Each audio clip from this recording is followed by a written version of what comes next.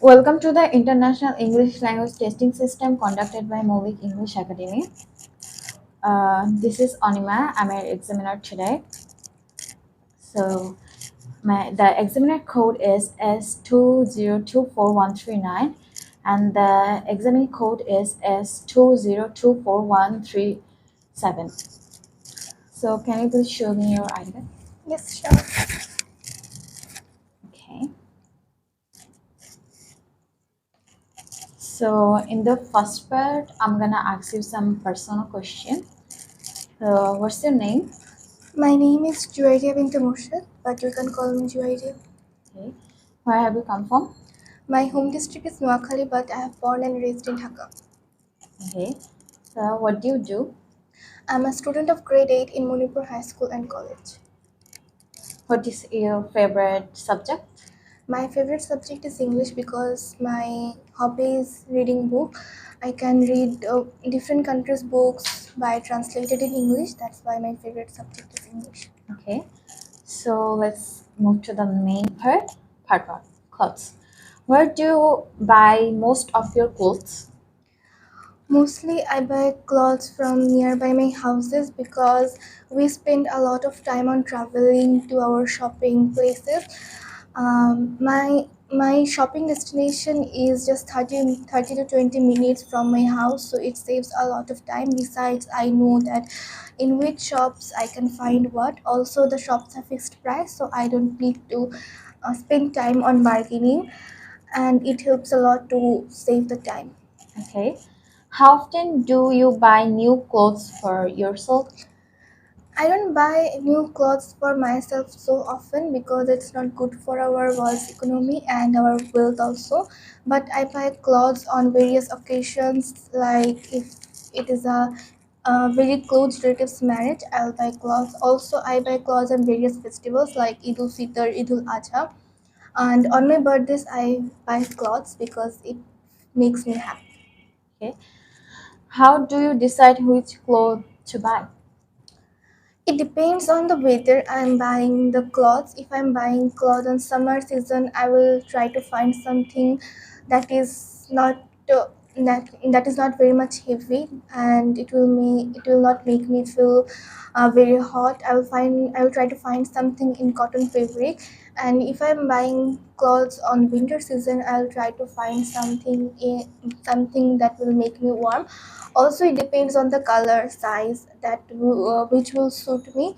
That's how I decide which clothes to buy. Okay. Have the kind of clothes you like changed in recent years?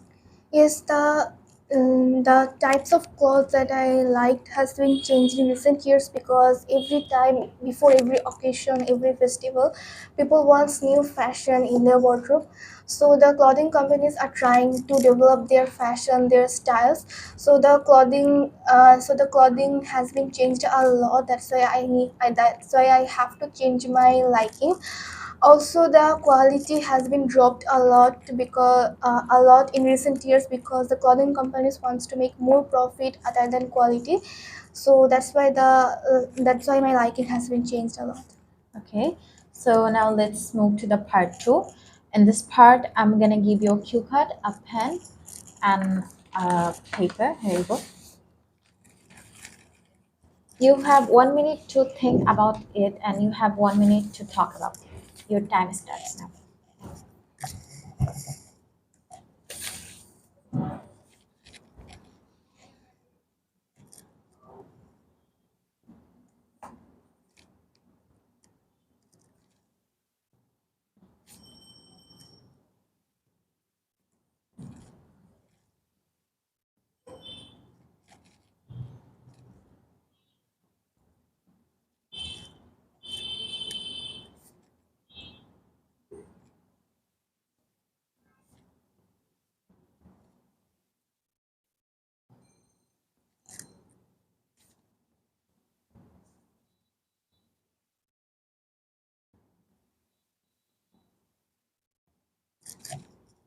So your time is up now.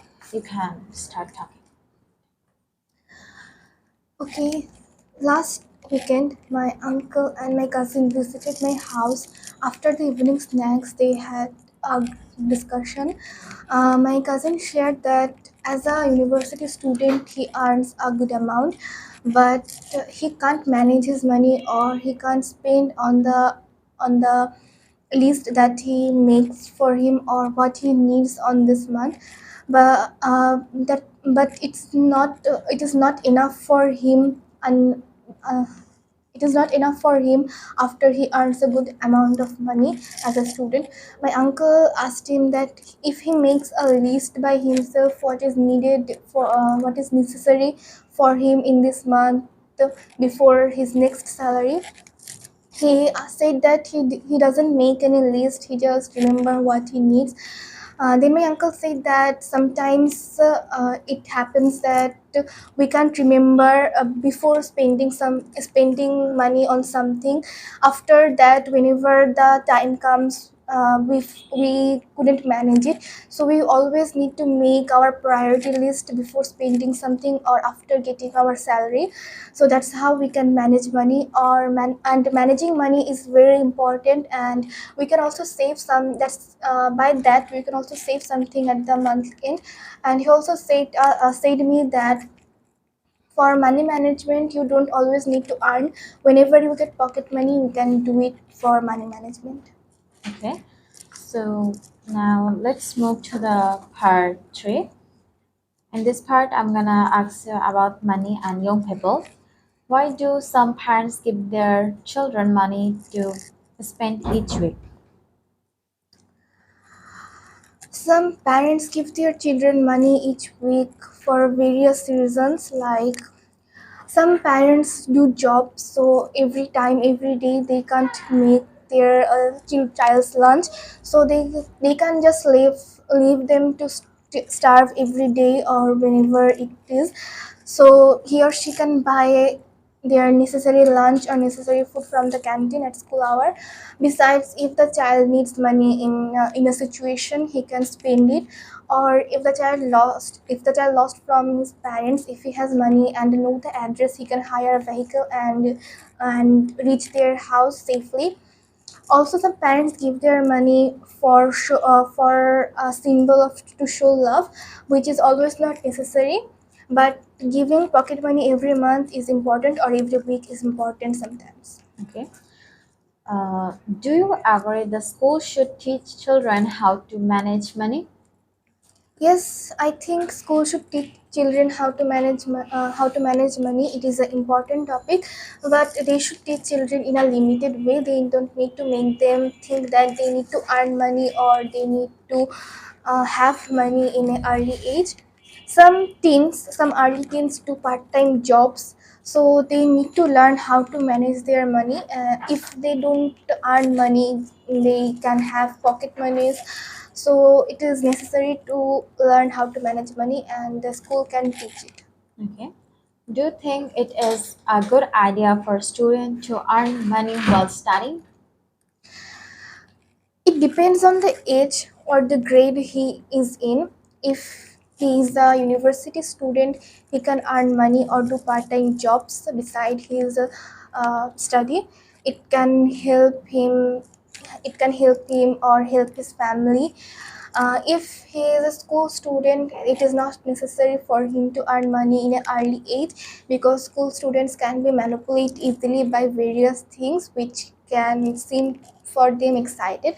So always they don't need to earn. So that depends on the age or the grade where he or she is. Okay. Now, money and society. Do you think it is true that in today's society money cannot buy happiness?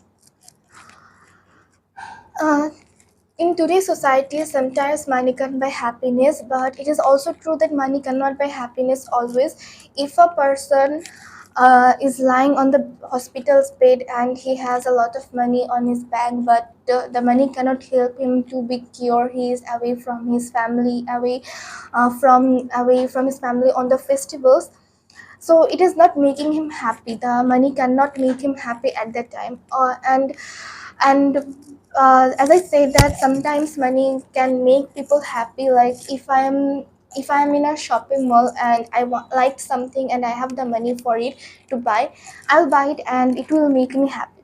So it depends on the situations we are, how money will help us or how money will make us happy.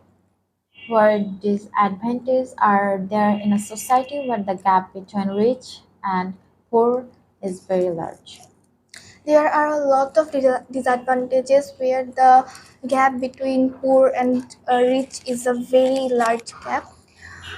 Always the richer persons, not always actually, few richer persons make feels the poorer that they are nothing to the society, and treats them as insects and as their servants, and it makes the poor very sad and make him think like that he is no good for society, and how he wants that's how he wants to make more money. And sometimes by the by trying to earn more money, he gets into various bad jobs like selling drugs or stealing or robbery. That's not good for our society. Okay. That's the disadvantages of the society where the gap between poor and the richer is very large. Okay. Do you think richer countries have a responsibility to help poorer countries? Yes, richer countries have great responsibility to help the poorer countries. If I give an example that um, if my neighbor needs any help from me, any help, and I will, if I do it, the neighbor will remember my help and he will be standby for me at any time whenever I need his help. It also happens the same for the countries. If a richer country helps the poorer country on its need, the poor country will help at any cost the richer country, and that's make a good relation between the country and the world, and the world. That's how it should happen, and that's how the world will be happy. uh, healthy a healthy relation will become by those helps between the richer country, and it will be very good to be very good if the countries be together. And yeah, there is a great responsibility to the richer countries to help the poor countries. So that's the end of our conversation. Thank you for coming. Welcome.